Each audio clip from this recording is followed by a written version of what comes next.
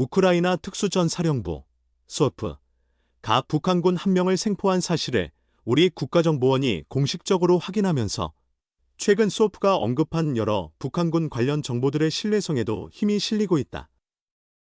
우크라이나 SOF는 최근 텔레그램을 통해 북한군의 사망 소식뿐만 아니라 편지와 위장 신분증 등을 공개했다. 국가정보원은 27일 머니투데이 더300와의 인터뷰에서 오방국 정보기관들과의 실시간 정보 공유를 통해 부상을 입은 북한군 한 명이 우크라이나군에 생포된 사실을 확인했다며 후속 상황에 대해 면밀히 점검할 것이라고 밝혔다.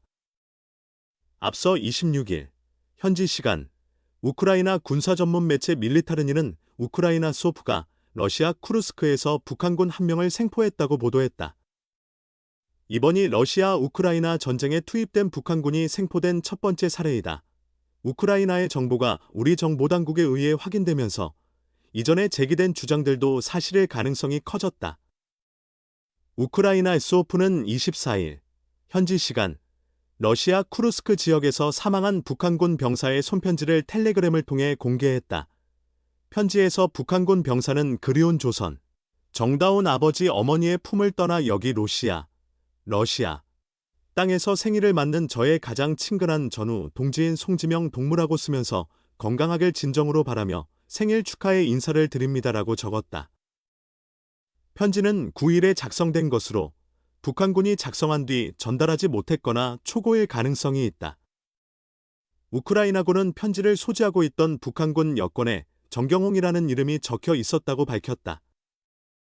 우크라이나 소프는 26일 사망한 북한군 정경홍의 개인 수첩을 추가 분석한 결과를 발표했다. 수첩에는 드론 대응책이 적혀 있었다.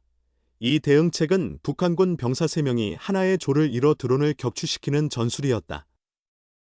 미끼 역할을 맡은 병사 1명이 드론과 7m 거리를 유지하며 움직이다 멈추면 10에서 12m 떨어진 병사 2명이 드론을 사격하여 떨어뜨린다는 방식이다. 이 대응 방식은 북한군이 사실상 생명을 걸고 드론에 대응하고 있다는 의미로 해석된다. 국정원은 19일 국회 정보위원회에 러시아에 파병된 북한군이 우크라이나 드론 공격에 대응하지 못해 다수의 사상자가 발생했다고 밝힌 바 있다.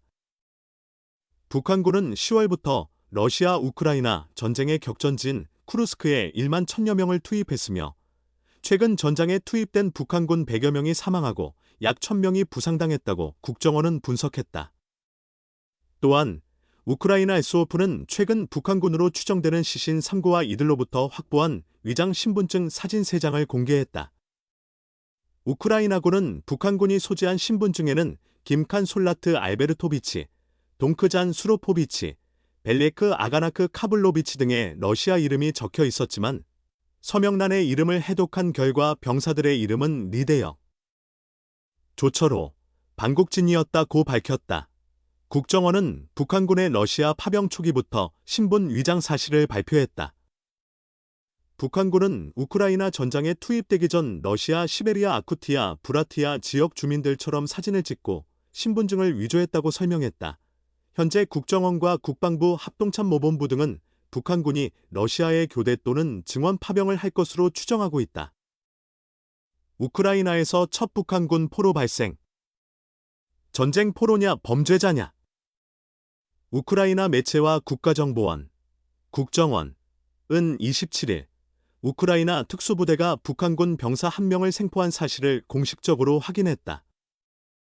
전쟁 중 적군이 생포되면 일반적으로 포로로 대우하지만 우크라이나의 전략적 판단에 따라 향후 처분이 결정될 것이라는 전망이 제기되고 있다. 26일 현지 시간 우크라이나 군사 전문 매체인 밀리타르니는 우크라이나 특수부대 소프가 러시아 쿠르스크 지역에서 작전을 진행하면서 북한 병사 1명을 생포했다고 보도했다. 밀리타르니는 14일 북한군이 쿠르스크에서 전투를 벌였다는 사실이 알려진 이후 처음으로 포로로 잡힌 북한 병사일 것이라고 설명했다. 이에 대해 국정원은 두 방국 정보기관과 실시간으로 정보를 공유하며 부상당한 북한군 1명이 생포된 사실을 확인했다면서 후속 상황을 면밀히 살펴볼 예정이라고 밝혔다. 러시아는 지난달 말부터 이달 초까지 우크라이나가 점령 중인 쿠르스크 지역을 회복하기 위한 작전으로 북한군을 공식적으로 파병한 것으로 파악된다.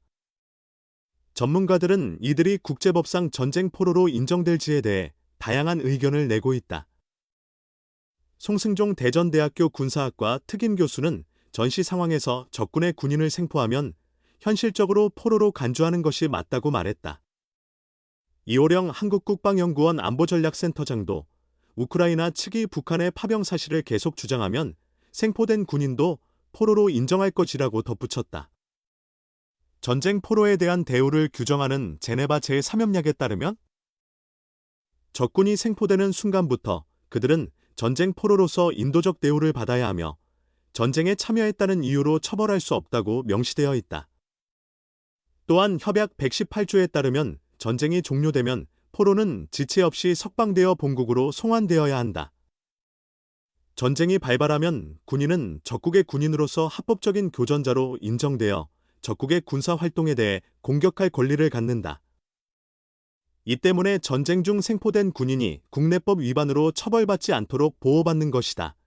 하지만 북한과 러시아가 북한군의 파병을 공식화하지 않고 이들의 신분을 위조하는 정황이 포착된 상황에서 우크라이나를 비롯한 서방 국가들은 생포된 북한군을 포로로 대우할 조건이 충족되지 않거나 그럴 필요가 없다는 의견도 존재했다.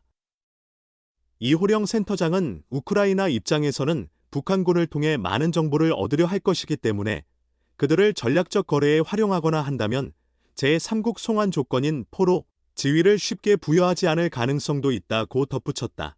최기일 상지대학교 군사학과 교수는 전쟁법에 따르면 전쟁 포로로 인정받으려면 원래 소속된 부대의 군복을 입고 정당한 군인 신분이어야 한다며 북한군이 현재 전장에서 러시아 군복을 입고 있다면 오히려 포로 대우를 받지 못할 이유가 될 수 있다고 강조했다.